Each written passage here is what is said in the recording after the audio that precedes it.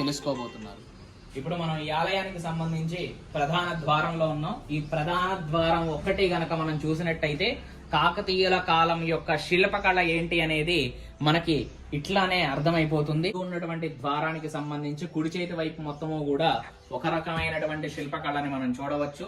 మరియు ఎడం చేతి వైపు ఉన్నటువంటి శిల్పకళనన్నిటి కూడా విచిత్రంగా ఉంటుంది. అంటే రెండు కూడా వివిధ రకాల భంగిమలో నాట్యం చేస్తున్నటువంటి భంగిమలో కన్యలందరినీ కూడా చెక్కడం జరిగింది. ఒక కన్య మృదంగం వాయిస్తున్నట్టుగా, పామును పట్టుకొని ఉన్నట్టుగా, తర్వాత వీణ పట్టుకొని వాయిస్తున్నట్టుగా మనం ఈ యొక్క శిల్పకళను వీక్షించవచ్చు.